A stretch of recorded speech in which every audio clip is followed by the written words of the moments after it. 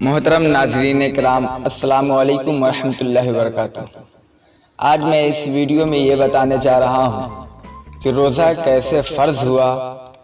اور کب فرض ہوا۔ روزہ ایک فرض عبادت ہے اور اس کی فرضیت کا مقصد یہ ہے کہ اللہ تبارک و تعالیٰ چاہتا ہے کہ میں اپنے بندوں کو تھوڑی سی مشقت میں ڈال کر انعام کا مستحق بنا دوں، کیونکہ اللہ تعالیٰ کو علم تھا کہ نسل آدم دنیا میں رہ کر بے پناہ گناہ کرے گی اور میری رحمت سے دور ہو جائے گی۔ چنانچہ اللہ تبارک و تعالیٰ نے انسان کی بہتری کے لیے سال میں ایک ایسا موقع فراہم کر دیا کہ جس میں انسان اللہ کی عبادت کر کے اللہ کے قرب حاصل کر لے، اور وہ موقع ماہ رمضان المبارک ہے جس میں روزہ رکھنا فرض ہے۔ چنانچہ ارشاد باری تعالیٰ ہے، یا ایھا الذین آمنوا کتب علیکم الصیام کما کتب علی الذین من قبلکم لعلکم تتقون۔ اے ایمان والو، تم پر روزہ فرض کیا گیا ہے جیسا کہ ان لوگوں پر فرض کیا گیا تھا جو تم سے پہلے تھے، تاکہ تم متقی بن جاؤ۔ قرآن پاک میں روزہ کے لیے صوم کا لفظ استعمال کیا گیا ہے، جس کے معنی رکنے اور چپ رہنے کے ہیں، مگر اصطلاحی لحاظ سے روزہ سے مراد یہ ہے کہ انسان اپنے آپ کو صبح صادق سے لے کر شام تک کھانے پینے اور مباشرت سے روکے، بشرطے کہ نیت بھی روزہ کی ہو۔ بلا نیت روزہ کھانے پینے اور جماع سے رکے رہنا روزہ نہیں کہلاتا۔ جسمانی صحت کی نشو و نما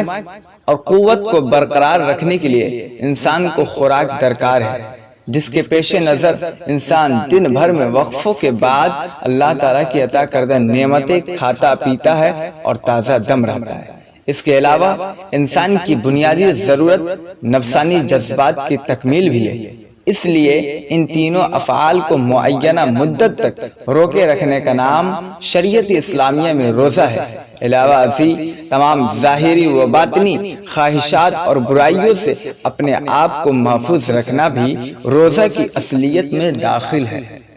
پہلی امتیوں پر بھی روزہ فرض تھا۔ روزہ کی عبادت اسلام سے قبل پہلی امتوں پر بھی تھا، مگر اس کی عبادت کی جامع اور مکمل ترین صورت مسلمانوں میں رائج ہوئی۔ اللہ تعالیٰ نے اپنے کلام میں یہ جو فرمایا ہے کہ مسلمانوں، روزہ تم پر اسی طرح فرض ہے جس طرح تم سے پہلی امتیوں پر فرض تھا۔ غرضے کہ روزہ رکھنے کا معمول اسلام سے قبل پہلی امتوں میں بھی تھا، لہذا اس بات کا پتہ چلتا ہے کہ روزہ اسلام سے پہلے معروف پیغمبروں کے اعمال میں شامل تھا، لیکن پہلی امتوں میں روزہ رکھنے کی جو کیفیت تھی وہ اسلام سے بالکل مختلف تھی۔ بس معلوم ہوا کہ اسلام سے قبل جتنی بھی شریعتیں آئیں ان میں روزہ رکھنے کا حکم تھا، اور نماز کی طرح روزہ بھی سابقہ امتوں پر فرض تھا۔ البتہ ان امتوں کے درمیان روزوں کے احکامات، تعداد اور روزہ رکھنے کے بارے میں اختلاف پایا جاتا رہا، لیکن قبل از اسلام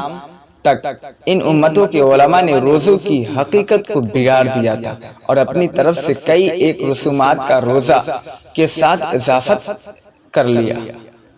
اس لیے اہل عرب بھی اسلام سے پہلے روزہ سے کچھ نہ کچھ مانوس تھے، اور قریش مکہ زمانے جاہلیت میں 10 محرم کو روزہ رکھتے تھے، کیونکہ وہ اس دن خانہ کعبہ پر غلاف چڑھانے کی رسم ادا کرتے تھے۔ اسی طرح مدینہ کے یہود بھی 7ویں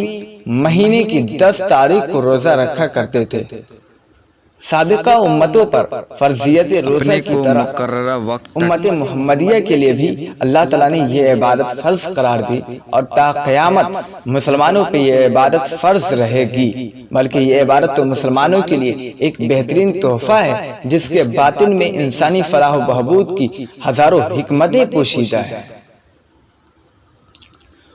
روزے کی فرضیت کا حکم سن 2 ہجری میں تحویل کعبہ کے واقعہ سے کم و بیش 10-15 دن بعد نازل ہوا۔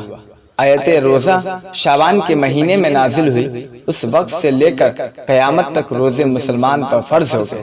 بعض مفسرین کا کہنا ہے کہ کہ حضور سرور دو عالم صلی اللہ علیہ وسلم جب مکہ سے ہجرت کر کے مدینہ منورہ میں آ کر آباد ہو گئے تو مسلمانوں کو کفار مکہ کی شرارتوں سے کچھ سکون میسر آیا، اور مدینہ منورہ میں آنے کے بعد اس امر کی اشد ضرورت تھی کہ مسلمانوں کی عبادت کے طریقے بھی مکمل ہو جائے۔ اس غرض کے پیش نظر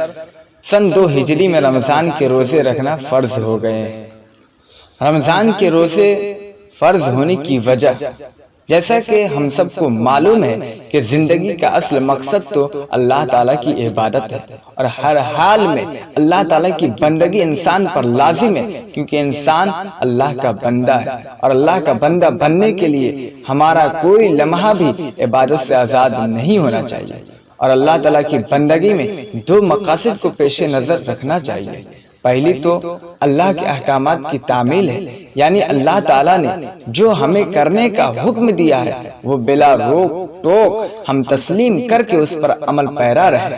اطاعت خداوندی ایسا عمل ہے جس سے اللہ کی رضا اور خوشنودی حاصل ہوگی، جس سے زندگی کا مقصد پورا ہوگا۔ عبادت میں دوسری چیز جو انسان کو مد نظر رکھنی چاہیے وہ یہ ہے کہ ایسا کوئی عمل نہ کرے جس سے اللہ ناراض ہو، کیونکہ اللہ کی ناراضی انسان کی تباہی کا باعث بنتی ہے، چنانچہ اس سے بچنا ضروری ہے۔ اس سے یہ ثابت ہوا کہ انسان کو ایسا راستہ اختیار کرنا چاہیے جس کو اللہ تعالیٰ نے پسند کیا ہے، جسے قرآن پاک میں صراط مستقیم کہا گیا ہے، اور یہی صراط مستقیم اطاعت اور عبادت کا درمیانہ راستہ ہے، اور اس پر کاربند ہونا ہر مسلمان کا مقصد حیات ہے۔ چنانچہ روزہ کے فرض ہونے کی سب سے بڑی دلیل اور وجہ بھی یہی ہے کہ روزہ صراط مستقیم پر چلنے کے لیے ایک تربیت ہے، اور اس مختصر سی تربیت سے انسان میں وہ جذبہ پیدا ہو جاتا ہے کہ جس کی بنا پر وہ سارا سال اللہ کی عبادت سے غافل نہیں رہ سکتا۔ روزہ رکھنے کا حکم قرآن پاک میں ارشاد باری تعالی ہے کہ فمن شہد منکم الشہر فلیصمہ، کہ جو اس مہینے کو پائے وہ اس کے روزے رکھے۔ اس آیت میں یہ حکم دیا گیا ہے کہ جو شخص روزوں کے مہینہ کو پاوے وہ اس مہینہ یعنی رمضان کے روزے رکھے، اور آیت میں شہدہ کا لفظ استعمال کیا گیا ہے جس کے معنی کسی مقام یا زمانہ میں موجود ہونے کے ہیں۔ رمضان شریف کے مہینے کو پانے کی 2 صورتیں۔ پہلی صورت تو یہ ہے کہ رمضان کا مہینہ زندگی میں بار بار ہر سال لوٹ کر آتا ہے، تو جب وہ مہینہ آئے تو جو شخص اس دنیا میں موجود ہو اور اس کا شمار ان لوگوں میں ہوتا ہو جن پر روزہ فرض ہے تو اسے روزہ رکھنا ہر صورت میں ضروری ہے۔ اگر کوئی شخص اس دنیا میں موجود نہیں ہوگا، لا محالہ روزے نہیں پائے گا، تو اسے روزے سے کیا سروگا۔